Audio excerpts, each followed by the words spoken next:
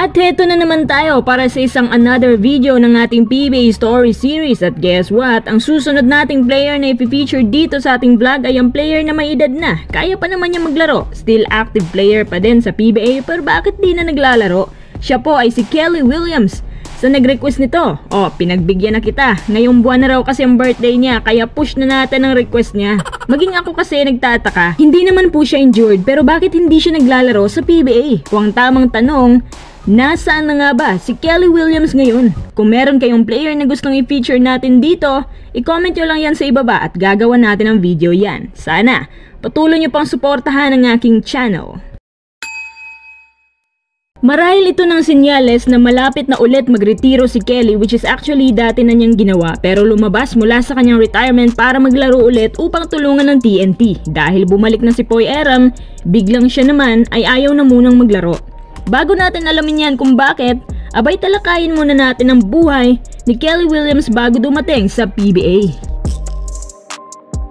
Si Kelly Williams ay pinanganak at lumaki sa Detroit, Michigan. 3 sila magkakapatid at siya naman ang pinaka-youngest. 7 taong gulang pa lang si Kelly, namatay ang tatay niya dahil sa sakit na cancer. Ang pangyayaring to ang nagsilbing motivation niya na huwag sumuko sa buhay at ipagpatuloy lang mga bagay na gusto niya. Sa murang edad, pangarap na niya ang maging isang profesional na basketballista at gusto nga niya itong pagmalaki sana sa kanyang yumaong ama.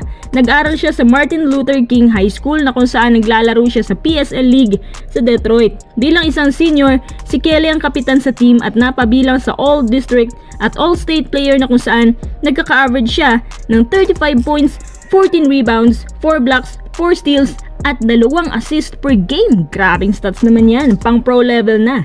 Hindi lang yan, taong 2000, tinapos niya ang kanyang final year na may 2 league honors. Eto baka hindi nyo pa alam.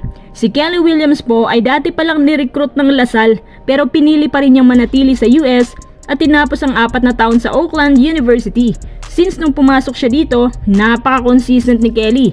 Hanggang 2004, solido pa rin ang performance niya, ranking 4th in rebounding, 3rd sa assist, 4th in steals, at tinalo pa nila noon ang pinakamalakas na team na University of Michigan. Pagkatapos niyang magkoleyo, nagka-interest siya sa isang exhibition game at agad may isang team na kumuha sa kanya, ang Team Aficionados.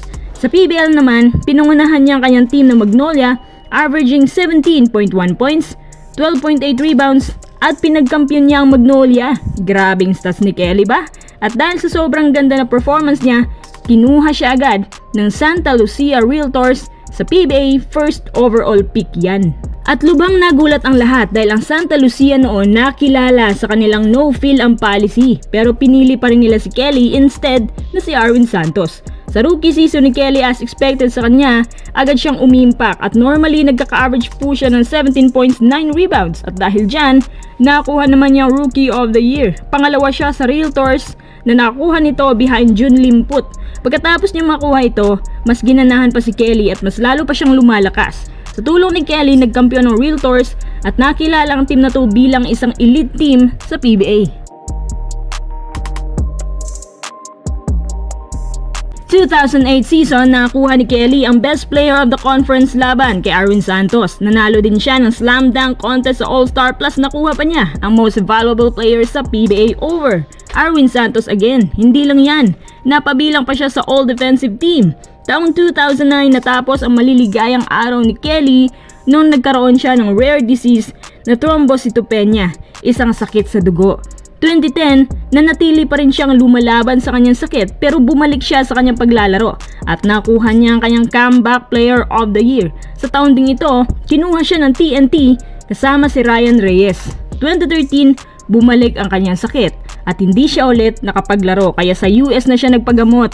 2016, bumangon si Kelly at pinag-sign ng max deal ng TNT at pinatunayan niya na kaya pa rin niyang umambag ng big numbers. Kaso, lumitaw na ang mga samot-saring injuries kasi nagkakaedad na rin si Kelly. 2020, nagretiro si Kelly pero 2021 bumalik siya at nag-sign ng 2 taong kontrata at hanggang sa mga oras na yon nanatiling matatag si Kelly at umaambag pa rin ng good defense.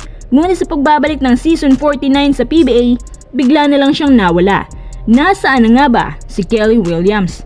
Nakausap ng media si Coach Shot at nalaman namin na ayaw pala muna ni Kelly maglaro kaya binigyan na lang din siya ng TNT ng mga habang oras para magpahinga at makapiling ang kanyang pamilya. Sinabi ni Coach Chot na maglalaro pa naman si Kelly pero hindi na yung usual minutes niya.